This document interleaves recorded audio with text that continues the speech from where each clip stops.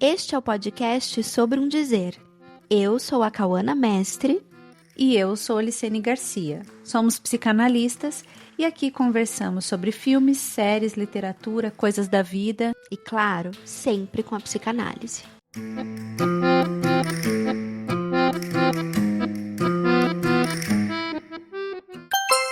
Oi, Licene e Cauana. Primeiro, eu queria parabenizar vocês pelo trabalho. Eu não sou psicanalista, mas sou uma amante do tema, faço análise e gosto muito da maneira como vocês transmitem a psicanálise, de uma maneira tão clara e tão aplicada aos temas que qualquer um se relaciona à medida que a nossa vida caminha, né? Então, queria parabenizar vocês. E a minha pergunta, eu fiquei pensando muito sobre esses laços familiares que a gente constrói, né, na nossa vida, principalmente com pai e mãe ou com quem nos criou. Mas esses laços que a gente constrói com a família, eu fico pensando como é que a gente pode chegar perto de encontrar realmente esse lugar onde a gente recolhe dos nossos pais o real do que eles têm a nos oferecer. E saindo, né, da idealização. Como é que a gente pode herdar essas coisas deles e muitas coisas sem a gente se sentir refém disso? Então, ou ter algum sentimento quanto a isso. Então, essa é a minha pergunta. Estou ansiosa para ouvir vocês discorrerem sobre o tema. Um beijo. Se você tem uma pergunta, uma reflexão ou uma história que deseja compartilhar conosco, procure pela gente nas redes sociais, @Sobre um Dizer, e por lá você pode escrever ou mandar um áudio. E não se preocupe, a sua identidade não será revelada. Somos 5 irmãos. Moramos em cidades diferentes. Alguns de nós estão no exterior e não nos correspondemos com frequência. Quando nos encontramos, podemos ser um com o outro indiferentes ou distraídos. Mas entre nós, basta uma palavra. Basta uma palavra, uma frase. Uma daquelas frases antigas, ouvidas e repetidas infinitas vezes no tempo de nossa infância. Basta nos dizer, não viemos a Bergamo para nos divertir? Ou, do que é que o ácido sulfídrico tem cheiro? Para restabelecer de imediato nossas antigas relações, nossa infância e juventude, ligadas indissoluvelmente a essas frases, a essas palavras. Uma dessas frases ou palavras faria com que nós, irmãos, reconhecêssemos uns aos outros na escuridão de uma gruta entre milhões de pessoas. Essas frases são o nosso latim, o vocabulário dos nossos tempos idos. São o fundamento de nossa unidade familiar, que subsistirá enquanto estivermos no mundo, recriando-se e ressuscitando nos mais diferentes pontos do planeta. Essa citação é de um livro da Natália Ginsburg, que se chama Léxico Familiar, e esse é um livro em que ela conta a história da família dela. E essa citação eu acho que conversa muito com o áudio da nossa ouvinte, porque aqui a Natália fala tanto dessa linguagem comum que se compartilha numa família e que é feita e tecida de palavra, de memória, de som, de gesto, de cheiro, de gosto, quanto da singularidade que cada um pode dar a isso que recebe da família, né? Então é isso que ela diz. Em cada ponto do planeta, onde mora cada um dos irmãos, quando essa linguagem aparece, tem alguma coisa do comum que surge, mas que cada um escuta a seu modo.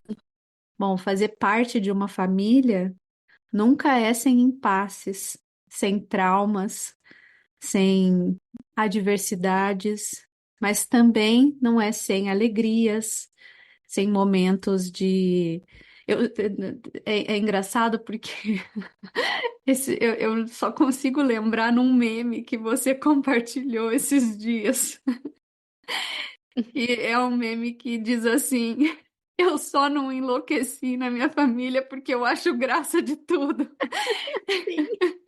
E que eu acho que é isso, uma família é isso, né? É, ela é também uma orientação na vida, mas ela também é aquilo que A a desorientação também. desorientação também. Eu acho que é nesse sentido que a gente pode começar assim a conversa. E aí, na mesma linha do meme, esses dias eu fui viajar, né, para o interior, que é onde a minha família materna e paterna moram. E, e meu marido e meu filho foram, e lá é todo mundo, né? Falando ao mesmo tempo, e todo mundo grita. E daí teve uma cena que eu até compartilhei com você, que foi muito engraçada, que tava todo mundo na garagem da casa falando ao mesmo tempo, e aí tinha um carrinho de controle remoto que tocava música e piscava a luz o tempo todo, e aquele carrinho de um lado para o outro, meu filho O gritando, caos. achando graça daquilo, meu marido olhando, porque na família dele todo mundo é muito silencioso, assim, não tem muito barulho, assim, né? As pessoas conversam, mas assim, né? É tudo mais. E aquele caos instalado. E eu achando graça daquilo, porque ali eu também me sinto em casa, né? É como se fosse voltar para casa nesse caos todo, mas também é onde eu me divirto e aí, né, voltando para casa, voltando para São Paulo, eu falei para o Rodrigo, e daí ele fala assim, a gente conversando, e ele diz assim. É tão engraçado que quando você fala com a tua família, e quando você tá com a tua família, até o teu modo de falar muda. Você fala igual eles. Você puxa o Sim, R, você fala outras, você usa outras palavras para definir as coisas. É impressionante como você é outra na sua família. E não é uma crítica que ele estava fazendo, mas justamente disso que em família você acessa uma outra língua. Que eu acho que é exato. isso, né, que você traz no recorte da Natália. Exatamente. E assim, bom, a gente sempre conversa sobre isso, né? Porque as nossas famílias têm semelhanças, não à toa, no dia do aniversário do Martim, que eu conheci sua família, assim, por 2 minutos éramos íntimas, assim, né? Uhum, Porque tem o mesmo, me lembra muito a minha família uhum, que é também desse caos, dessa coisa italiana. E tem uma coisa que eu vi muito na Itália quando fui no ano passado e que me causava muita graça, que é não saber se tá brigando ou se tá uhum. brincando ou se tá amando. Tem uma Sim. coisa assim, porque também a transição entre um afeto e outro, ela é muito rápida. E o tom de falar tem uma coisa assim que às vezes uma coisa que um tom que tenta ser impositivo, mas acaba que cai na graça e Uhum, todo mundo ri. E, e aí, assim, eu percebo a mesma coisa em mim, que quando eu tô com a minha família no interior, é imediato, assim. Se eu vou entrar na casa da minha tia, eu já vou falar o boa tarde, sabe? uhum, Já puxando o R. E que eu me dou conta depois, assim, uhum, sabe? Por exemplo, saindo ou indo embora, eu me dou conta, gente, realmente é, a gente acessa mesmo um outro campo, uhum, né? A gente acessa uma coisa, e isso que é interessante na família é que é interessante, mas que também é a raiz da angústia, é que a família exato. é íntima e é estrangeira. Uhum, Né? Eu gosto sempre que vai chegando perto do Natal, vai vindo aquele meme do estamos próximos do Seminário 10, né? Tá uhum, chegando a noite do Seminário 10 do Lacan, que se chama A Angústia, porque a noite de Natal, né, em família, tem isso, pode ter essa proximidade, essa linguagem familiar, essa coisa muito identificatória, mas ao mesmo tempo tem esse também, esse estrangeirismo, né? Que uhum. também é difícil na família. É muito evidente exatamente esse ponto, que ao mesmo tempo que a família. É porque a família tem essa noção, né, de estrangeirismo, porque você compartilha o laço de sangue, mas ao mesmo tempo que você é íntimo, você desconhece alguma coisa, porque você não convive o tempo todo, e eu digo isso a partir da minha experiência, que é, é é ter minha família sempre numa outra cidade. Então era essa coisa da visita, sempre em datas comemorativas. Eu tinha, né, minha família nuclear em casa, meus pais e minha irmã. E nos finais de ano, alguma data comemorativa, a gente ia até a casa deles e ficava hospedados lá e tudo mais. E que hoje, né, com a minha família, que eu construí, a gente faz esse mesmo caminho, né, de ir até lá em datas, comemorativas, mas não o tempo todo, assim. Então, ao mesmo tempo, só que, veja, foi preciso todo um trabalho, hoje eu vejo, para que esse caos da família não me afetasse, porque eu achava um Ah, absurdo. sim. Passei durante anos da minha vida achando aquilo uma loucura, um absurdo. Como pode todo mundo, né? Ninguém respeita ninguém, todo mundo fala em cima de todo mundo, todo mundo se mete na vida de todo mundo. Que loucura isso! Não tem a diferença, né, do público e do privado. Todo mundo está chegando na casa de cada um o tempo todo. E quando você vai tomando distância, mas reconhecendo também que existe um gozo nessa família, e é que é esse gozo que justamente enlaça essa família e que torna essa reunião de pessoas uma família, é que você pode também estar e fazer parte dessa família de um outro modo.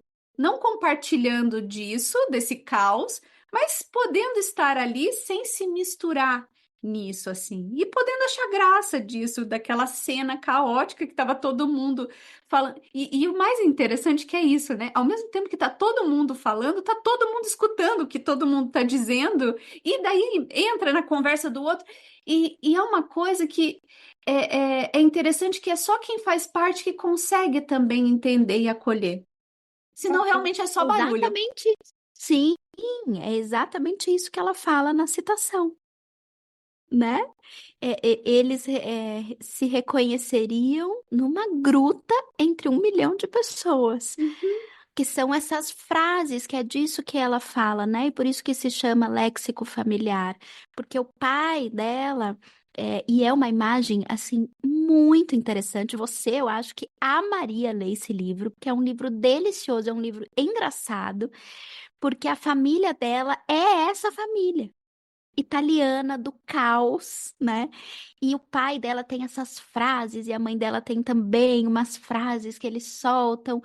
E, e aí, assim, eu fico pensando que, como você, eu também precisei fazer esse trabalho, e que foi um trabalho também de distanciamento físico, para hoje poder achar graça disso que, durante muito tempo, era violento para mim. Uhum. Porque era como se eu não pudesse me separar, por exemplo, vamos pensar no palpite, né? Família do interior ama palpitar. Todo mundo vai palpitar na vida de todo mundo. Sim, E, e aí, isso era violento para mim porque eu não conseguia me separar, né? E hoje eu escuto, e dependendo do palpite, nossa, que interessante, ou então assim, por favor, né? E dou risada e acho graça, sabe? Mas é porque hoje eu posso me separar disso.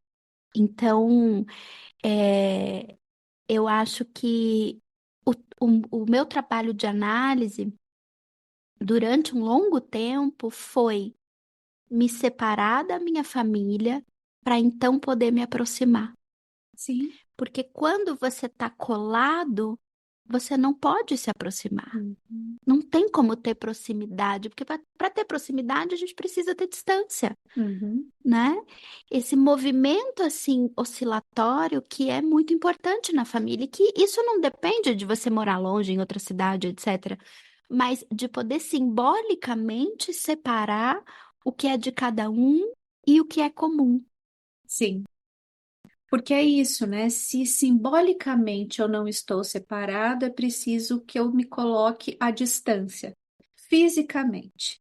Então, a distância física, e acho que é isso que a gente reconhece muito nas famílias e nas histórias que a gente vai acompanhando, né?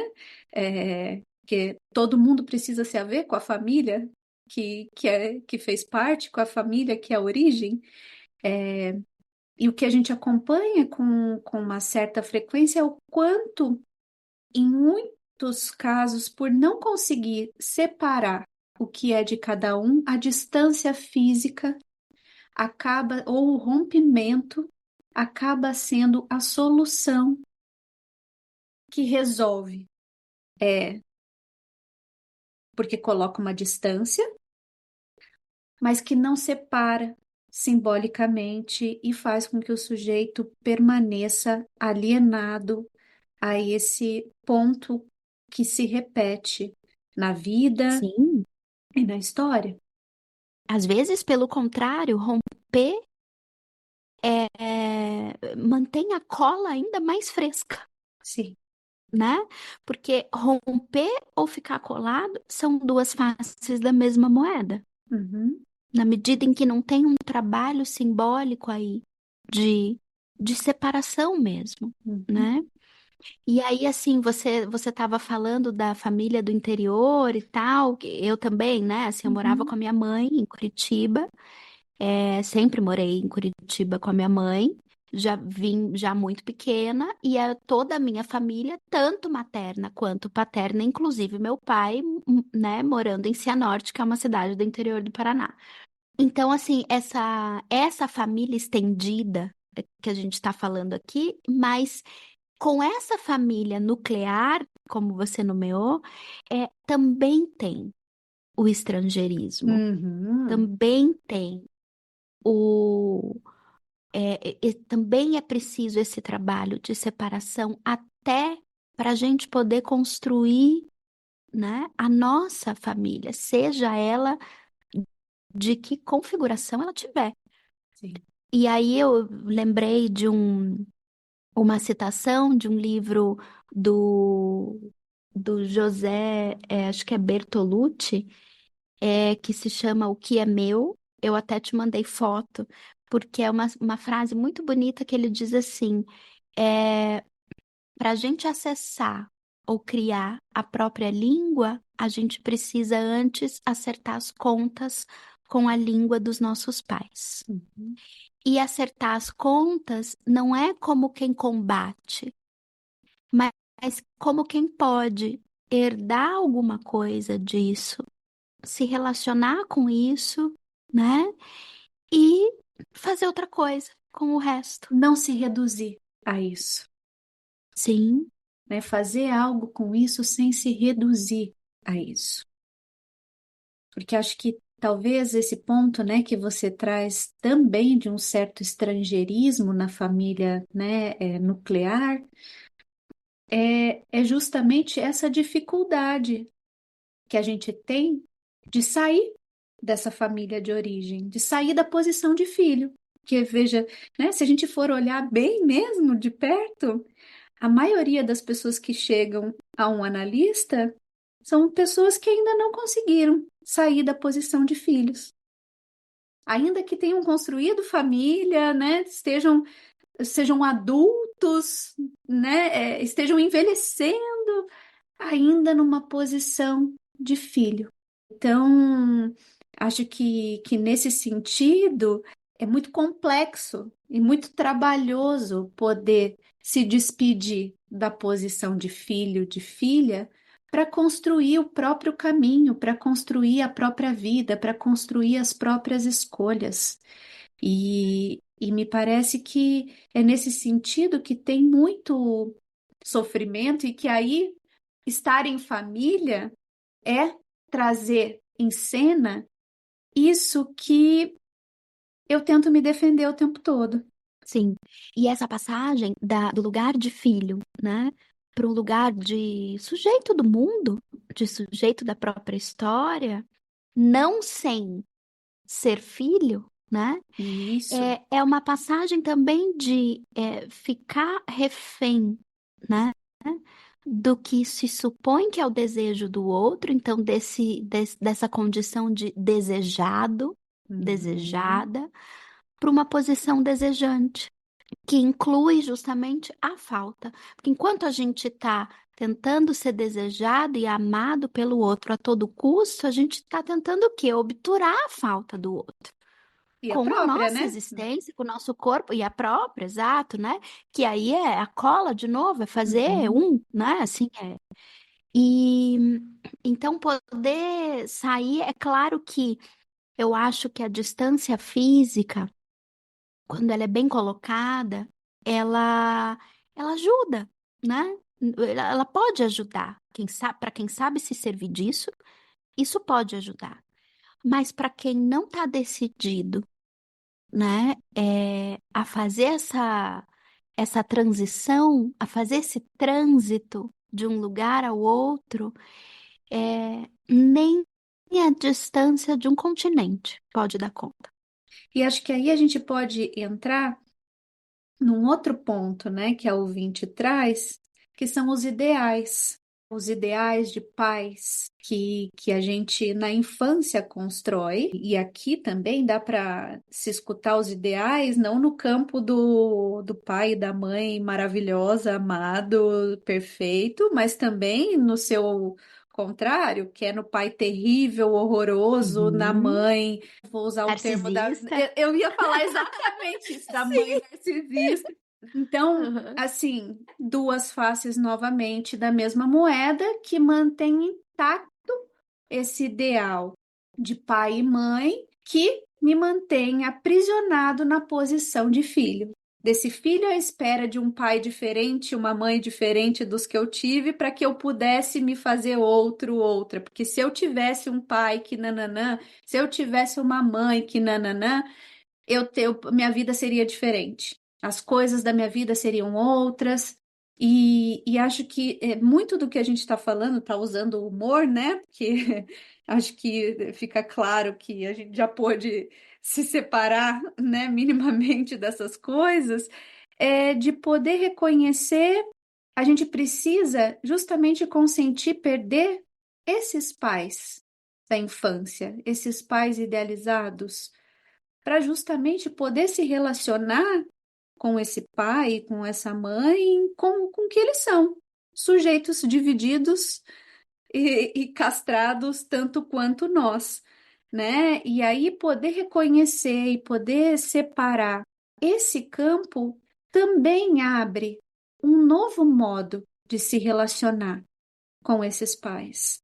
Claro, porque daí nos permite receber e aí decidir o que vai fazer com o que recebeu, mas receber de cada um aquilo que ele pode oferecer, Uhum, né? É, a minha mãe, ela gosta, ela pode me oferecer amor e cuidado em forma de alimento. uhum. É assim que ela sabe fazer, Mas né? eu Tô queria que aqui. ela falasse para mim um E monte de isso eu coisa, que que ela me ensinasse, que ela tivesse. Não, essa não é sua mãe. exatamente, né? Tô aqui pensando em Uhum, exemplos assim. Então, isso permite que a gente saia de uma posição reivindicatória. E que aí eu acho que cai nesse lugar que a gente cita, né, e dá risada da mãe narcisista e do uhum, pai, sei lá o quê, é, que é um lugar comum, né? E eu estava até lendo hoje uma coisa que dizia que justamente assim, o que o discurso do capitalismo avançado e do neoliberalismo fazem é distribuir a ideia de que todo mundo precisa gozar da mesma coisa, sim. né? Do mesmo modo. Então, assim, todas as famílias são iguais. Então, todas as mães, assim, assado, são narcisistas. E isso cai num lugar muito complicado, porque eu acho que encerra a conversa sobre a família e achata, reduz a experiência e a complexidade do que é uma relação familiar. Então, se a gente cola demais nesse discurso, Às vezes, a gente pode, por exemplo, nomear a complexidade de uma relação e o que aparece nessa relação do sintoma de cada um que habita essa relação, como violência psicológica, por exemplo, e acabou a conversa. Não tem Sim. mais o que dizer, porque se eu disser para você, Licene, você está me violentando psicologicamente, como que você vai apelar para o que há aqui de complexo, né? De, de paradoxal, de ambivalente, de humano. Então, assim, é claro que é muito importante, existem nomeações muito importantes. Eu não estou aqui dizendo que a gente não deve mais dizer quando há uma violência, se há uma violência, não é isso. Sim, as famílias podem ser muito Uhum. violentas, né? E as relações podem ser muito violentas, desgastantes, mas desde que o nome que a gente dá não esgote nessa palavra a nossa possibilidade de debate, de conversa e de subjetividade. Há famílias que são violentas, há pais que são verdadeiramente violentos e que, né, nesse sentido, é preciso que, por exemplo, o Estado intervenha, né, em Sim. relações como essas.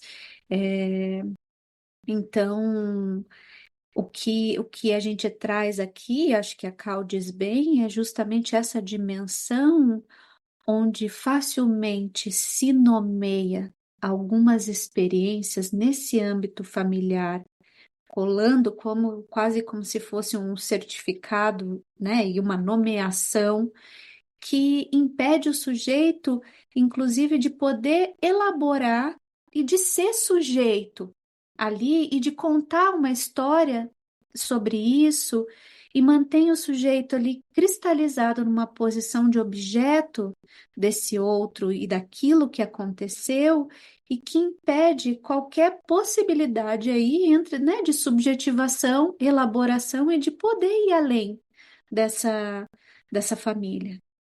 E isso que você fala agora me lembra de uma frase da Hannah Arendt, que ela diz assim, que toda dor pode ser suportada se sobre ela puder ser contada uma história.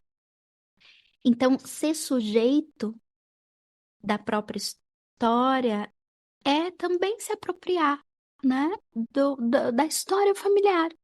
Não para fazer par com ela, Uhum, mas para poder criar a própria narrativa para isso que se recebeu da sim. família, né? Então, é um discurso que é muito universalizante, muito totalizante, ele tira da gente essa possibilidade de olhar para a nossa história de modo singular e de que a gente não fique preso a um lugar, às vezes, por exemplo, de vítima ou de carrasco, né? Ah, porque eu fiz isso para minha irmã na infância e não me perdoe. Então, não, seres humanos complexos, né? E ambivalentes e paradoxais, as relações são muito complicadas. Então, dar um nome qualquer e rápido demais, que eu acho que esse é o Isso. ponto né? Que é como você diz, assim, sim, existe a violência, a gente sabe, existe inclusive a violência da não presença, Uhum, a violência do abandono, né? Que é uma violência psicológica, a violência do desamparo, e que aí o Estado precisa intervir, e isso é indiscutível, óbvio. Mas veja que aí a gente está falando de uma situação em que é preciso fazer alguma coisa para que depois, num tempo depois, o sujeito dessa história possa dar para isso um destino. uhum. Isso é preservar, por exemplo, a infância, né?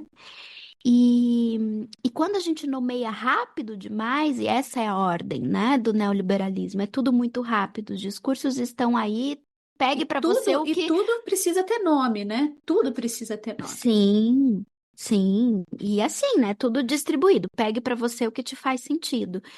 E aí você se precipita numa leitura que encerra qualquer possibilidade de uma outra narrativa. Eu fico pensando muito sempre quando eu falo de família no período das eleições, que foi muito duro para muitas pessoas, porque escancarou As uma diferenças. diferença, né? Que Uhum. sempre estiveram ali, mas que isso veio como se fosse uma avalanche, assim, O né? Anheim, ele se escancarou Se ali, né? escancarou, exatamente. Uhum. E, nossa, eu me lembro, assim, da clínica nesse período. A gente Uhum. escutava, a gente praticamente só escutava isso, assim, por um período, né? Sim. De como eu vou me relacionar com essa família a partir de agora. E, Como e meu é pai, minha mãe podem apoiar essa pessoa, são meus pais. E aí a gente volta para essa dimensão do ideal. exatamente. E foi muito bonito acompanhar ao longo desses anos, né, desse tempo que se passou depois disso, como cada um pôde fazer uma coisa diferente com isso, Uhum. né? Como foi importante, porque o que primeiro a gente escutava era: não dá, não vou mais lá, não vou mais ver, não quero mais contato, não Sair do vou mais grupo da falar. família. Sair do grupo, né? Isso foi assim, foi debandada, né? De grupo de família, assim. E aí, assim, e foi muito interessante, porque até isso do grupo da família, eu tô lembrando, assim, de como para muitas pessoas foi importante sair do grupo da família, sabe? Sim, Porque no grupo da família era uma conversa exclusivamente coletiva. E depois que esses grupos se desfizeram, né? Ou que algumas pessoas saíram e tal, foi muito interessante ver como eu escutei gente dizendo: e agora, olha só, eu vou falar com o meu pai, diretamente com ele. Eu vou falar com a minha irmã, diretamente com ela. E aí eu saio para jantar com o meu pai e levo minha mãe ao cinema.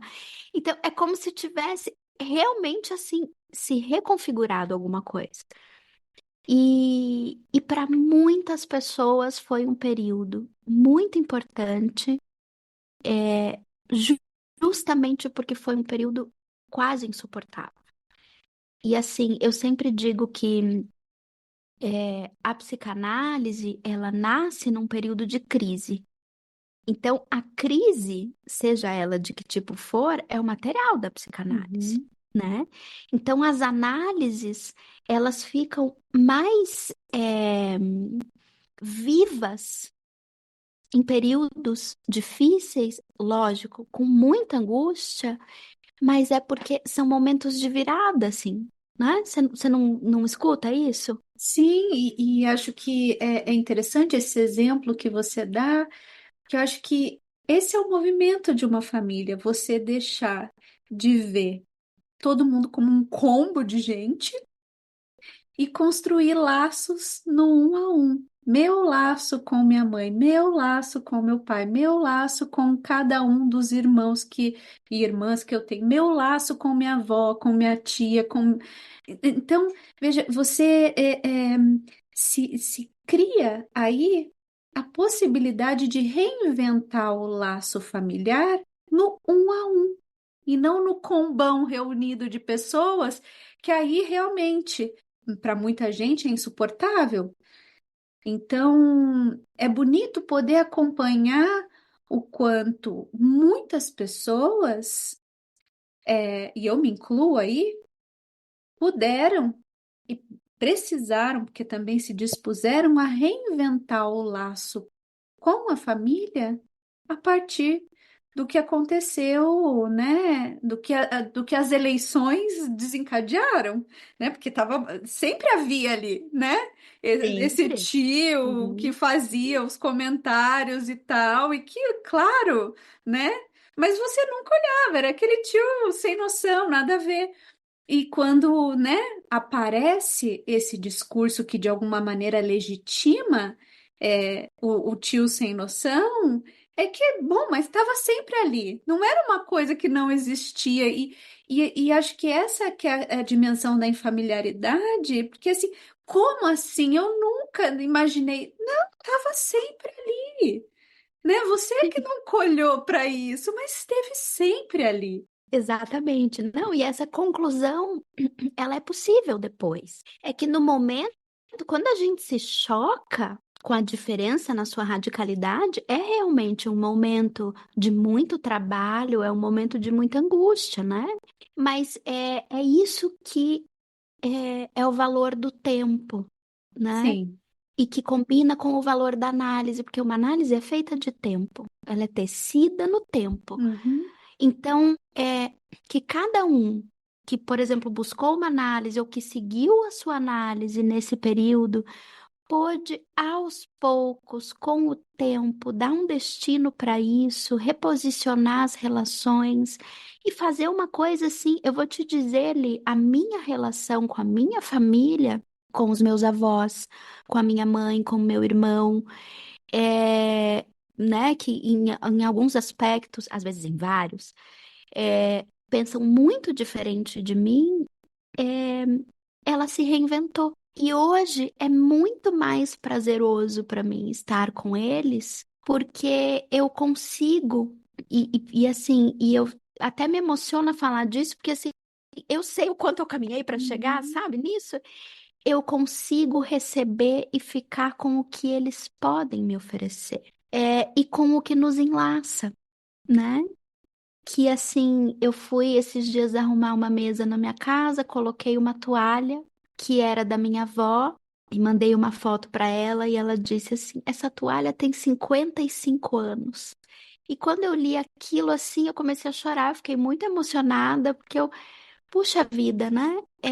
Não pode ser fácil, simples e rápido a gente se livrar da nossa história. Não Uhum. pode. Sim. Porque da nossa história a gente não se livra. A gente reescreve a nossa história. Porque a gente não apaga o que a gente viveu. Mas a gente tem a possibilidade de reescrever a história que nos marcou, né? E fazer disso uma outra história. Porque quando a gente escreve, Uhum. reescreve, a gente torna essa história uma outra história. Mas é isso, né? É uma história que permite que a diferença seja incluída.